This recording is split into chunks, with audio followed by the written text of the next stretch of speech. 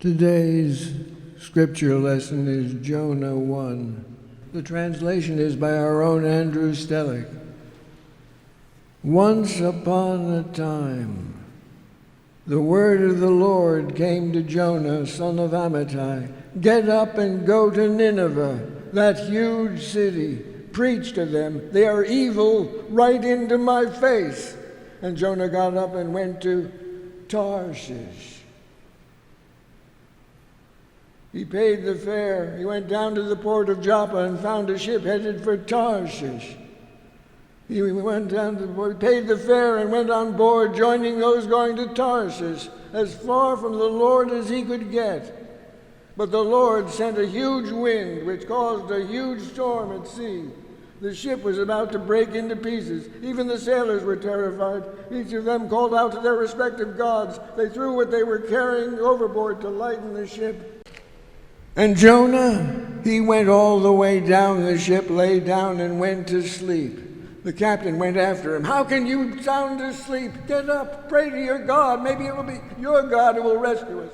Meanwhile, the sailors decided, let's draw straws so that we can figure out the culprit responsible for this disaster. And they drew straws, and Jonah got the short one. Then they grilled him. Confess. Why this disaster? Why did your work? Where do you come from? What's your country? What family? He told them, I'm a Hebrew. I worship the Lord, the God of heaven who made the sea and land.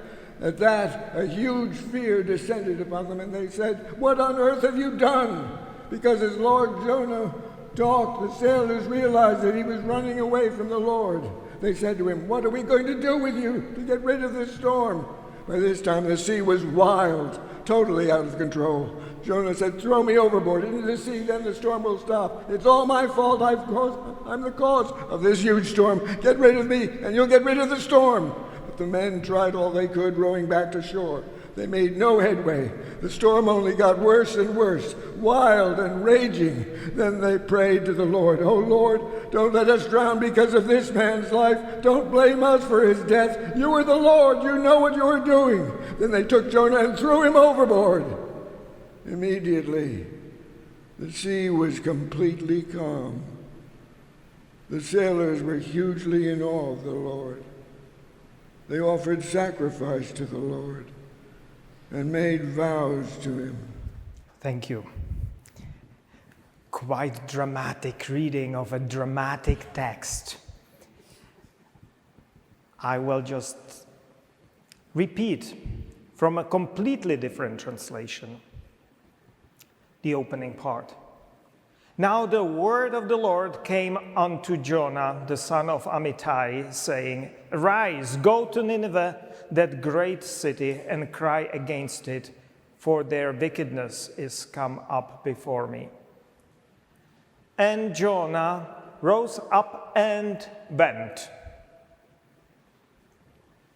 Where do you think he went? To Nineveh? No, to Tarshish. And if you noticed in the translation, in the original Bible, he went there, and we are told that not once, not twice, not 3 times, 4 times, or maybe more. I lost count. It is like being sent to Washington, D.C., friends, and taking a flight to Svalbard. You know where it is?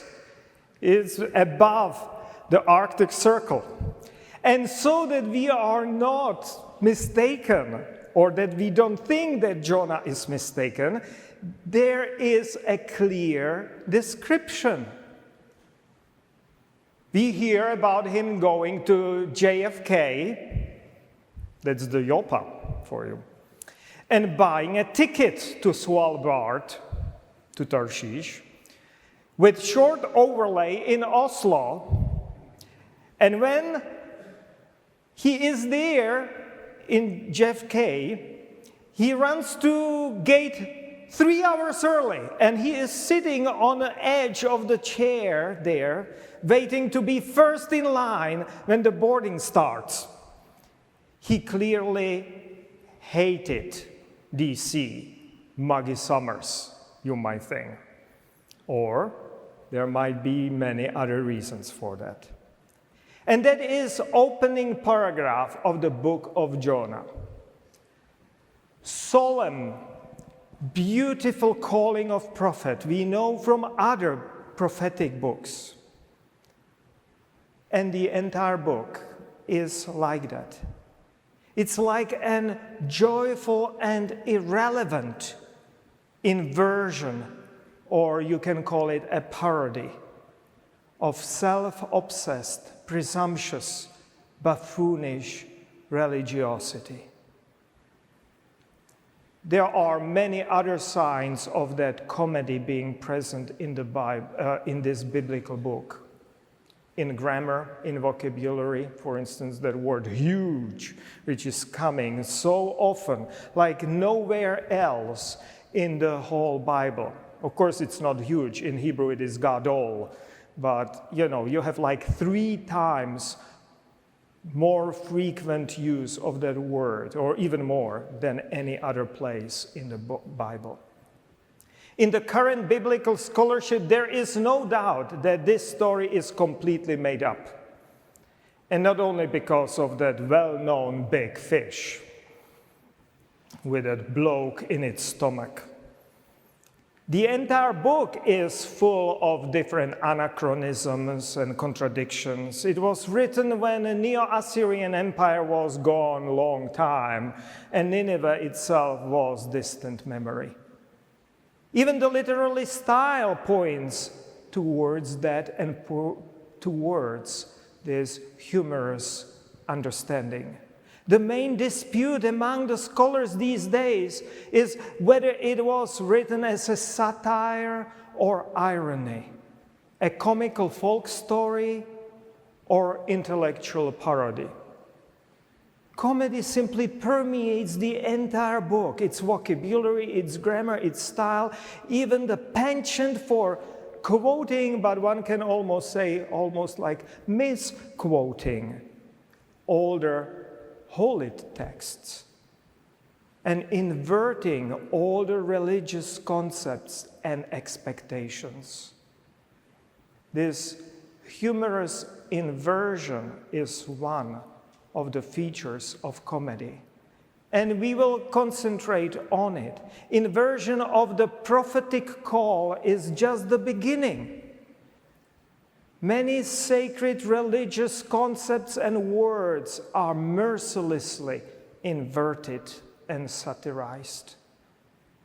This book pokes holes in self-assured religiosity at every turn in order to liberate us or readers from a self-obsessed religion and deliver important messages.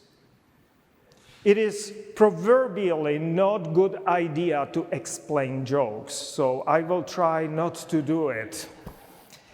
But I will stay with these inversions, because those inversions, they are having a message for us, I think. I believe, I'm convinced that they are having a message. And hopefully we will hear it as a challenge. So first inversion we've already done with, but I have 3 more. Inversion of prophetic calling. Besides inversion of calling Jonah and sending him somewhere, and he is going completely the opposite direction and as far as he can imagine going. This is an inversion of prophetic calling. Among religious peoples, prophets had respect and high status. But here it is inverted, turned upside down, made problematic, questioning prophets. People who claim prophetic mantle love to speak for God. All those religious fanatics and zealots of all different stripes. They love to present themselves as loudspeakers for God, as long as it suits them, as long as it supports their prejudices, bigotry, and self-righteousness, individual financial or psychological profits. But when it is to bring some cost, then something, anything, they go very often quiet and even disappear, take cover, take French leave. That's an English idiom I just learned. In English, in Czech, we have to disappear like Englishmen. Isn't it funny that we are always trying to see someone else disappearing from their responsibility? There is a lesson for us all. And for us Presbyterians, we often also like to think of ourselves as a prophetic voice for good. And so let us examine ourselves. Aren't we often like Jonah? Love speaking for God as long as we enjoy it, and then ready to abscond when we might be asked to do something harder and something we might not directly enjoy. That's that first inversion. Second inversion is inverting blame game. It is a business of prophets to tell everyone, whether they want or not, who is to be blamed for a disaster or misfortunes. Something bad is happening, and prophets are always ready to let people know who are those to be blamed. Just read the biblical prophetic books, and there are curses or woes going against this nation and that nation, and of course their own nation, or at least those higher up within their own nation. There are these curses coming whichever way. Severe judgments against other nations. But have you noticed in our prophetic book, in Jonah, this is inverted. The prophet is the culprit. The prophet is to be blamed.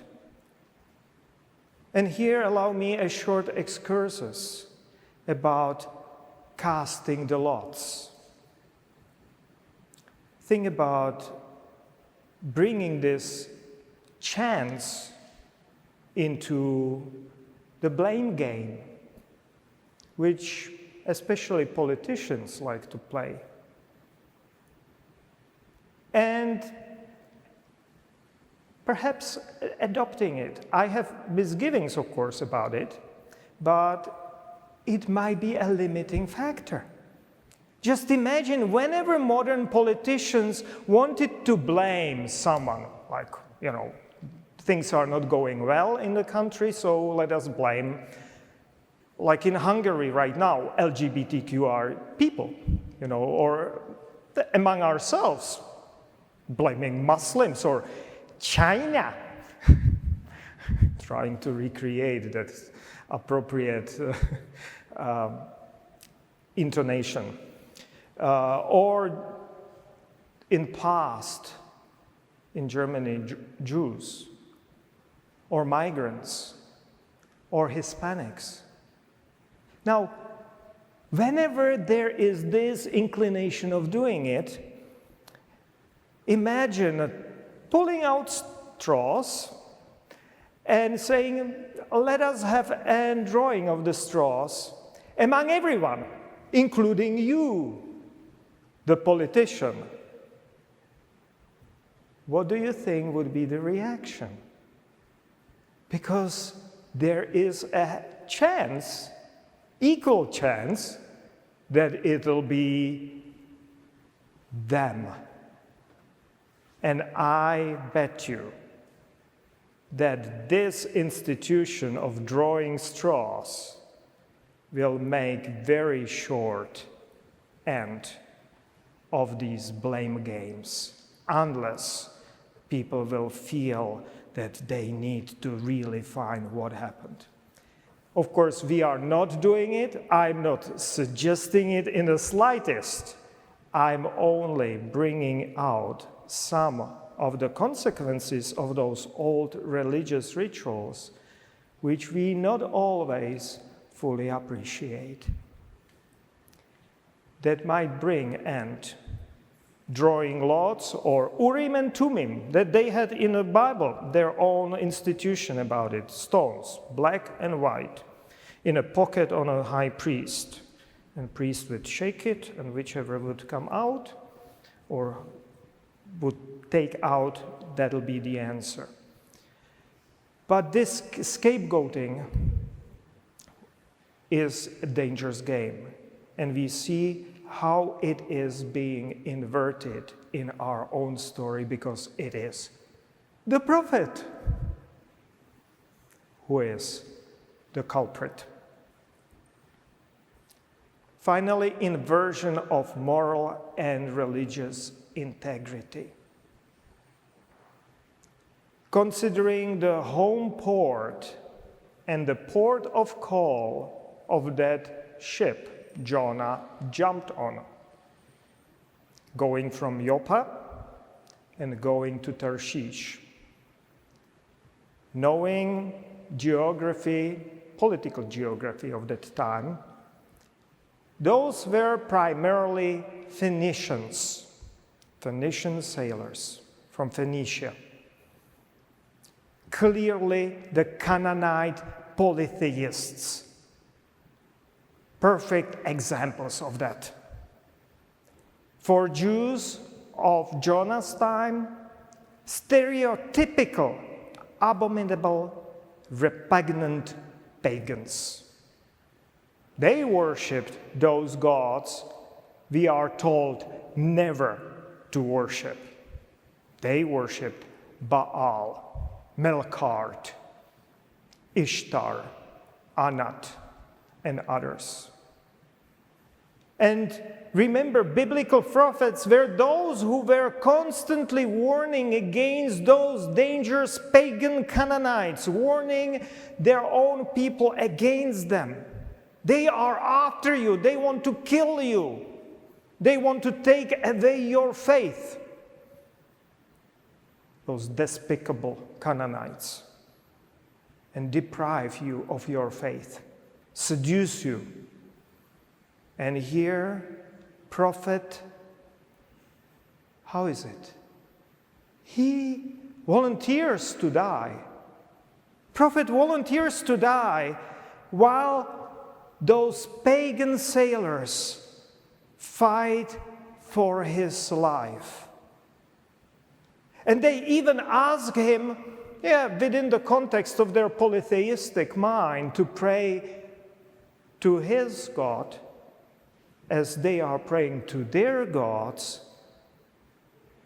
And when he would not pray, because it would mean that he would have to say, "Oh God, I go to Nineveh." And that's what he does not want to do. So when he does not pray, they pray on his behalf to that God. Have you noticed? That is an utter reversal or inversion. They make religious promises and fulfill them. It was so provocative that later rabbis made up a legend that those sailors became Jews. And frankly, thinking about it, they did and they did not, most likely. Because they worshiped the Lord. That is what is said in last verses of this first chapter. They worshiped the Lord.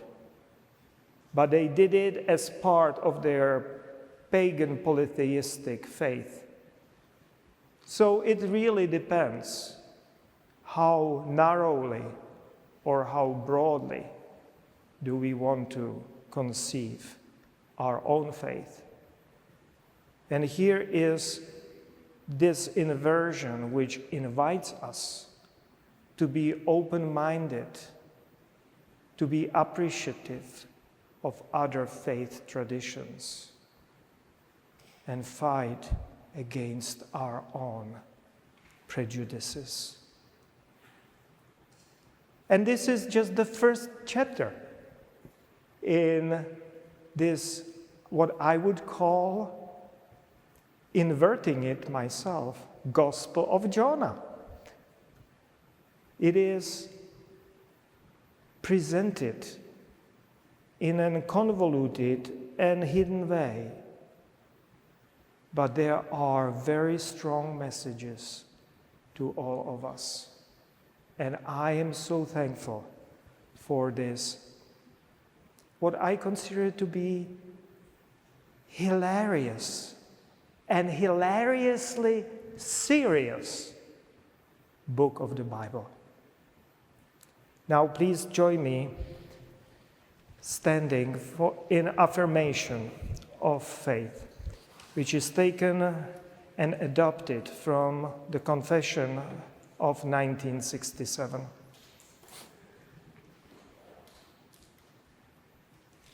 The Church in its mission encounters other religions, and that encounter becomes conscious of its own human character as a religion.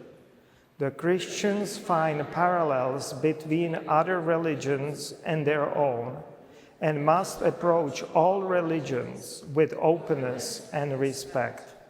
Repeatedly, God has used the insights of non-Christians to challenge the Church to renewal.